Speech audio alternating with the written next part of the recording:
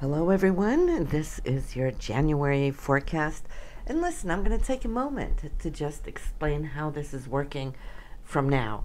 And that is, I'm posting this very same video to all of you sun signs, all right? So you don't need to go listen to your moon or rising sign. And I'm doing it for one reason and one reason only.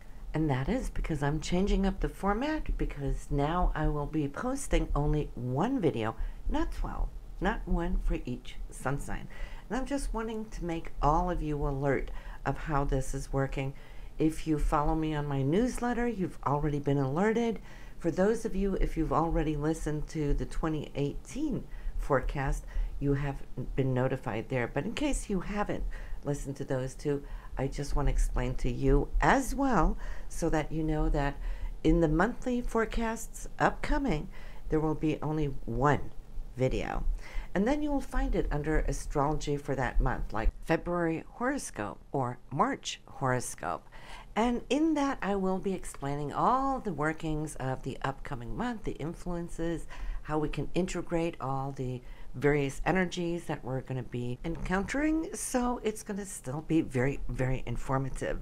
Now, the reason being is that I just have very many creative projects going on, so it's more of a time constriction that I'm having right now, and maybe down the road we can pick it back up again and go to the various 12 signs. But you won't be missing out on anything. In the meanwhile, I am commuting a lot between Tucson, Sedona, up to my art studio there. I got other creative projects ongoing as well. Now, that being said, I'm still doing my readings for you. You can still call me and have a talk about what's going on in your life. We will check into that. I'm still doing transit readings and recordings for you as well. So you can find me on my website. If you want to talk to me in the mornings, we can set that up. All right? Now, let's get on with what is coming up in January for you. Hello everyone, this is your January forecast, and it is 2018. Now, we got a blue moon this month, and what does that mean? It means we get to experience 2 full moons this month. So 2018 has 13 full moons. The first one is on January 1st, so this is such a great way to start the new year. It is full at 11 degrees in the sign of Cancer. So lucky you, Cancer, you are in the limelight. It is still New Year's experiences and celebrations and so forth. And so you will be feeling this the most. But then, of course, you water signs, Pisces and Scorpio, also will have a benefit of harvesting from this full moon. You will feel that things are really just going to deepen your emotions that much more. It could be a magical New Year's Eve and celebration. Those of you feeling maybe a little challenged by it may be Capricorn, Aries, and Libra, because Capricorn is in the opposition side, and of course Aries and Libra, you are squared by 90 degrees, so you might just feel that emotions are running really high, as there could be a couple of little wrenches thrown into the mix that you might just have to balance. Now, the second full moon is no typical just full moon. This is a total lunar eclipse that can be seen from North America. It will happen at 11 degrees in Leo. So for those of you who are going to set out to watch it, watch your eyes, but it should be spectacular. Now, it being in the sign of Leo, it will eclipse things of the Leo nature within all of us. We all have Leo somewhere in our chart. We don't have to be born in the sign of Leo.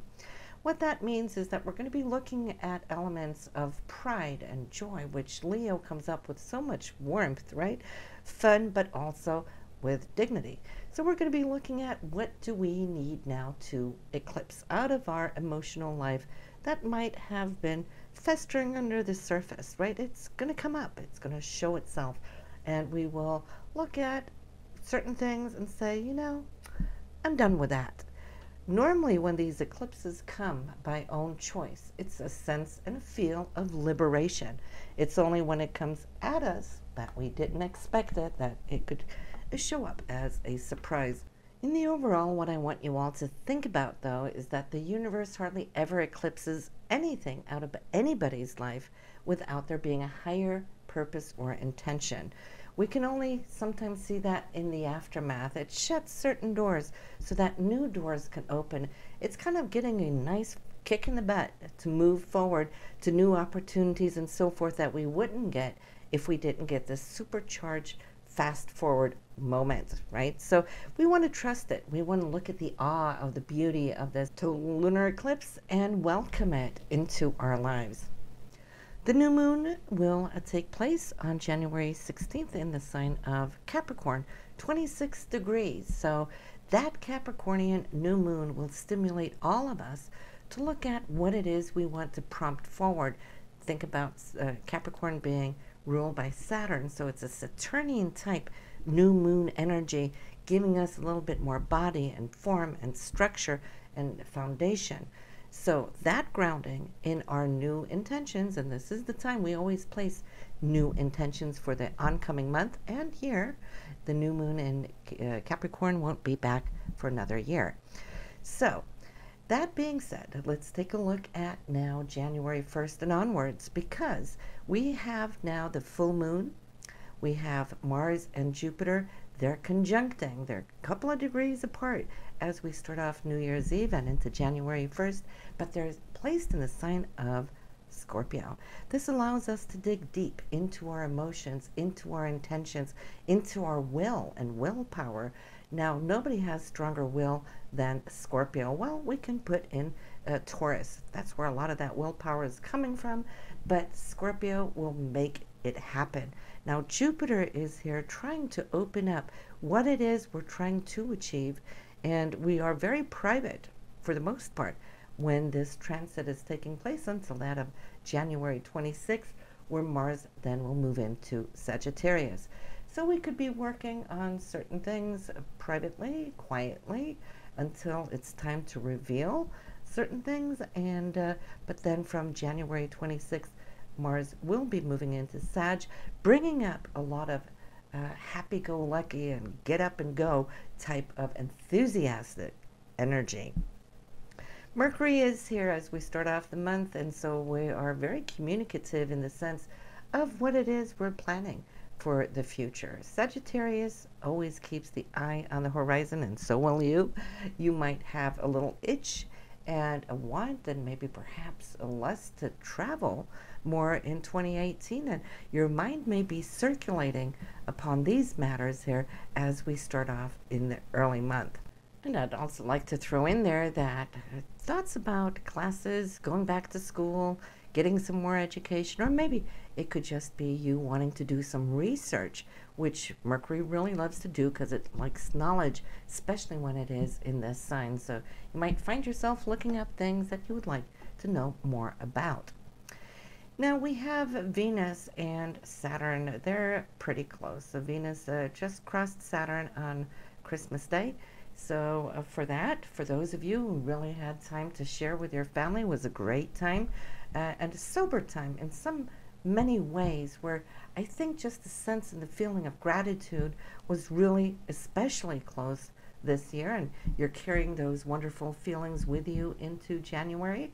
And of course, now we also have the Sun working in the sign of Capricorn, which stimulates all of us to look at that structure that we have.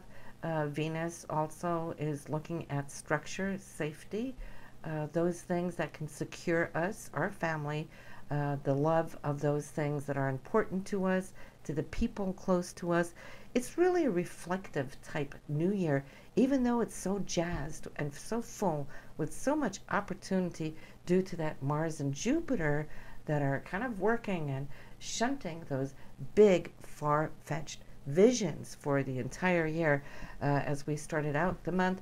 And Jupiter will also stimulate how Venus can be working to secure those things. So we're taking steps, not just baby steps, but I'd like to say within that first week of January, we might see that we're taking more expansive steps as to trying to secure that path that we're walking. Speaking about Venus, Venus rules love, right? All those things that we appreciate, and it's also romantic, but it's also money. So we might be looking at money issues this month, how that can grow If there is opportunities, we might pursue them. If not, we will be looking at how we can secure the foundation of what we're working at. And Venus will do so until the 17th.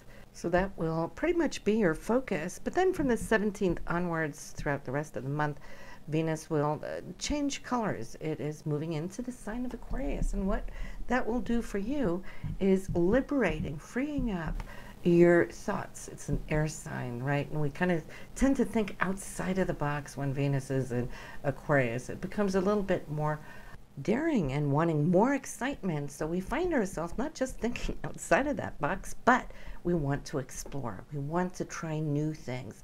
There's excitement that is at the core of our natures, and so either we extend that and give more excitement outward, either to our partner or friends, or also being the recipient of it. But definitely Venus in Aquarius is never ever boring. Okay, so we have that to look forward to. And then we have Saturn, which now has moved into Capricorn. Okay, it's been 2.5 years in the sign of Sagittarius. So we have really set out towards those goals that we had back then, and we have concluded those goals. So all of us are pretty much here on our first baby step of what we can come to achieve over the next 2.5 years. Saturn rules Capricorn. It's comfortable here. And so now we're going to see how we can structurally build the area of our life that is now needing to be fully focused on. It allows us to master what we might not have mastered before, so it's going to bring to us those situations that we can now take on and meet straight face to face, right? Challenges. We're going to find more strength, new strength. It's all about structure. Where there is weak spots in our life, well, they're going to be patched. And the universe will be pointing out to you where those weak spots might be. Mind you, it's not happening all at once. We do have, in fact, 2.5 years to work this through. So keep that in mind. So Uranus will turn direct for us January 2nd, and what that will do is it will awaken that inner genius that you have, right? It is that higher mind, not just the Mercury linear way of thinking, communicating, and so forth, and reasoning. It's the higher mind which gives us those inspirational full downloads of information where we can troubleshoot and we can brainstorm and so forth. We love when Uranus is direct, so we got that to look forward to, turning direct there at 24 degrees in Aries.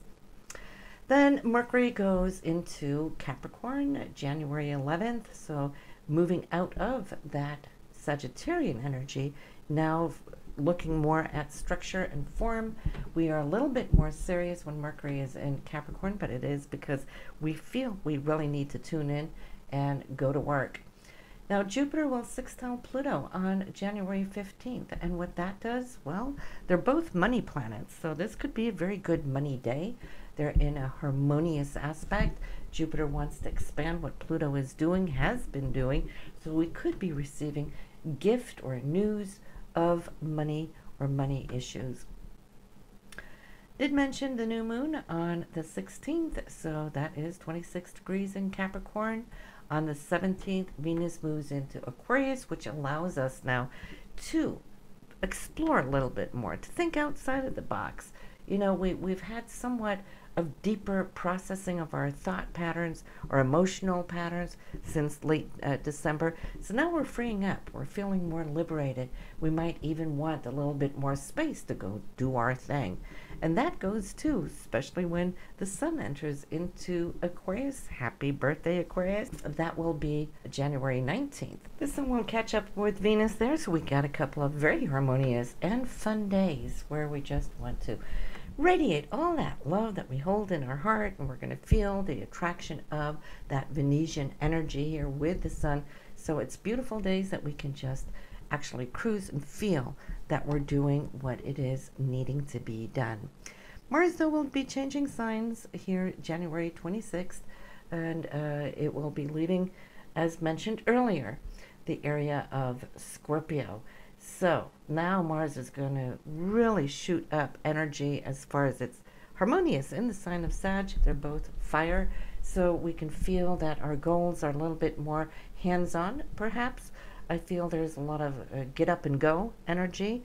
We are motivated and we're optimistic and we're really enthusiastic about the things that we have been kind of working silently with, you know, been holding a little bit more privately close to heart. But now it's all about taking that out, and you will feel how this energy is going to be shunting you forward. Okay, we love when we're motivated because we just can accomplish that much more when we're feeling that jovial, optimistic, enthusiastic type energy. We can be quite successful with that kind of attitude that we will be holding.